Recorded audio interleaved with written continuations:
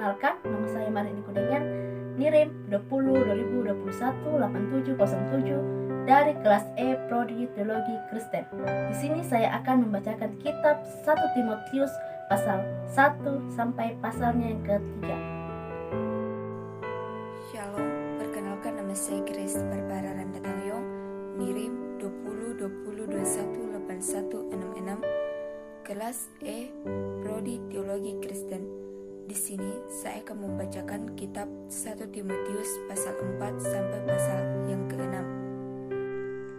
Shalom, perkenalkan nama saya Marcel Del Prandema Tande, NIM 2020-21-8712. Di sini saya akan membaca kitab 2 Timotius pasal 1 dan pasal 2. Shalom, perkenalkan nama saya Darius Talangi, NIM 2020-21-8667, kelas E Teologi. Di sini saya akan membaca 2 Timotius pasal yang ketiga dan pasal yang keempat. Surat Paulus yang pertama kepada Timotius.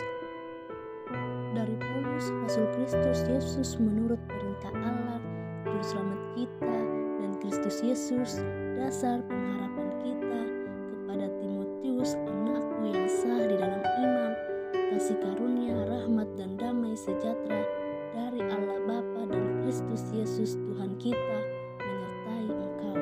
Ketika aku hendak meneruskan perjalananku ke wilayah Makedonia, aku telah mendesak engkau supaya engkau tinggal di Efesus dan menasihatkan orang-orang tertentu agar mereka jangan mengajarkan ajaran lain ataupun sibuk dengan dongeng dan silsilah yang tiada putus-putusnya, yang hanya menghasilkan persoalan belaka dan bukan tertib hidup keselamatan yang diberikan Allah dalam iman. Tujuan nasihat itu ialah kasih yang timbul dari hati yang suci, dari hati nurani yang murni, dan dari iman yang tulus ikhlas. Tetapi ada orang yang tidak sampai pada tujuan itu dan yang sesat dalam omongan yang sia-sia. Mereka itu hendak menjadi pengajar hukum Taurat tanpa mengerti perkataan mereka sendiri dan pokok-pokok yang secara mutlak mereka kemukakan. Kita tahu bahwa hukum Taurat itu baik kalau tepat digunakan, yakni dengan keinsafan bahwa hukum Taurat itu bukanlah bagi orang yang benar, melainkan bagi orang durhaka dan orang lalim, bagi orang fasik dan orang berdosa, bagi orang duniawi dan yang tak beragama, bagi pembunuh bapa dan pembunuh ibu, bagi pembunuh pada umumnya, bagi orang cabul dan pemburit, bagi penculik, bagi pendusta, bagi orang makan sampah dan seterusnya.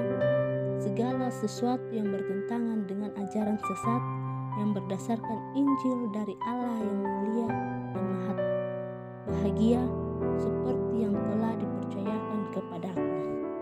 Aku bersyukur kepada Dia yang menguatkan aku, yaitu Kristus Yesus Tuhan kita, karena Ia menganggap aku setia dan mempercayakan pelayanan ini kepadaku. Aku yang tadinya seorang penghujat dan seorang penganiaya dan seorang ganas, tetapi aku telah dikasihinya, karena semuanya itu telah kulakukan tanpa pengetahuan yang itu di luar iman. Malah kasih karunia Tuhan kita itu telah dikaruniakan dengan limpahnya kepadaku dengan iman dan kasih dalam Kristus Yesus. Perkataan ini benar dan patut diterima sepenuhnya. Kristus Yesus datang ke dunia untuk menyelamatkan orang berdosa, dan di antara mereka akulah yang paling berdosa. Tetapi justru karena itu aku dikasihani, agar dalam diriku ini sebagai orang yang paling berdosa, Yesus Kristus menunjukkan seluruh kesabarannya. Dengan demikian aku menjadi contoh bagi mereka yang kemudian percaya kepadanya dan mendapat hidup yang kekal.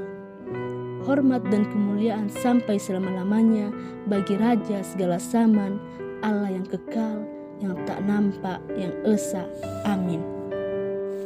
Tugas ini kuberikan kepadamu, Timotius anakku, sesuai dengan apa yang telah dimuatkan tentang dirimu, supaya dikuatkan oleh nubuat itu engkau memperjuangkan perjuangan yang baik dengan iman dan hati nurani yang murni.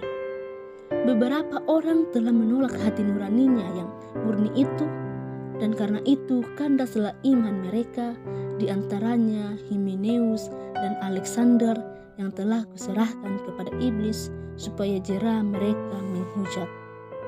Pertama-tama aku menasihatkan, naikkanlah permohonan, doa syafaat dan ucapan syukur untuk semua orang, untuk raja-raja dan untuk semua pembesar, agar kita dapat hidup tenang dan tentram dalam segala kesalehan dan kehormatan.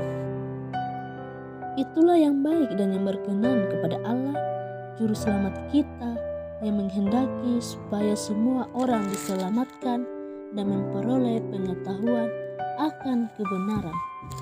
Karena Allah itu Esa, dan Esa pula Dia yang menjadi pengantara antara Allah dan manusia, yaitu manusia Kristus Yesus yang telah menyerahkan dirinya sebagai tebusan bagi semua manusia. Itu kesaksian pada waktu yang ditentukan. Untuk kesaksian itulah aku telah ditetapkan sebagai pemberita dan rasul yang kukatakan ini benar.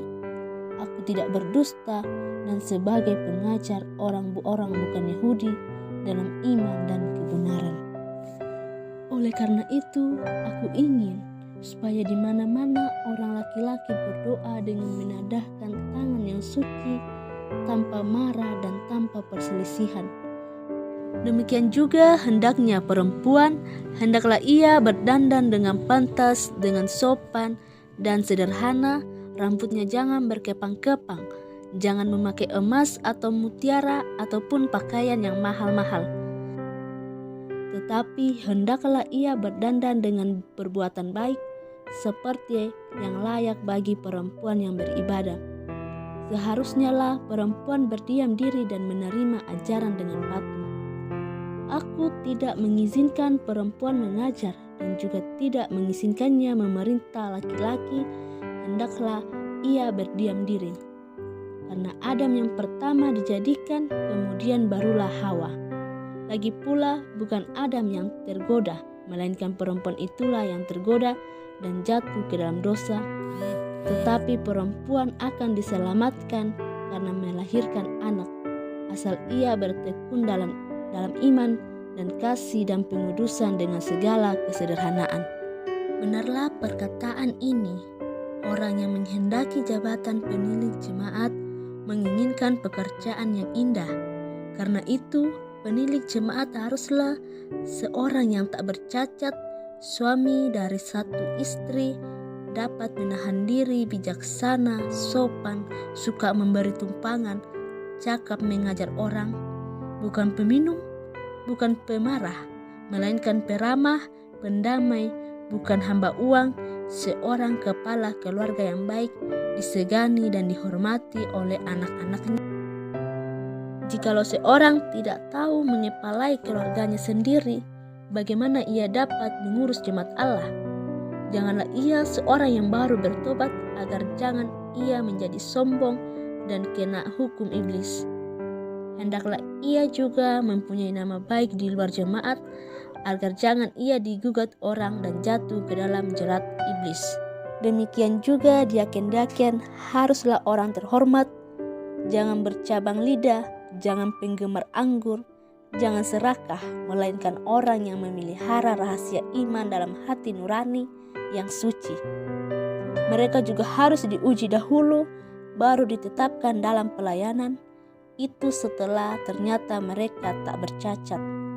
Demikian pula istri-istri hendaklah orang terhormat, jangan penfitnah, hendaklah dapat menahan diri dan dapat dipercayai dalam segala hal. Diaken haruslah suami dari satu istri dan mengurus anak-anaknya dan keluarganya dengan baik, karena mereka yang melayani dengan baik beroleh kedudukan yang baik, sehingga dalam iman kepada Kristus Yesus mereka dapat bersaksi dengan leluasa. Semuanya itu kutuliskan kepadamu, walaupun kuharap segera dapat mengunjungi engkau.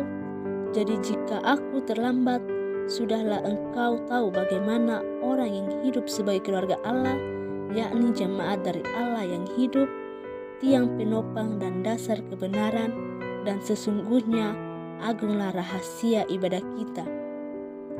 Dia yang telah menyatakan dirinya dalam rupa manusia, dibenarkan dalam roh, yang menampakkan dirinya kepada malaikat-malaikat, diberitakan di antara bangsa-bangsa yang tidak mengenal Allah, yang dipercayai di dalam dunia, diangkat dalam kemuliaan. Amin.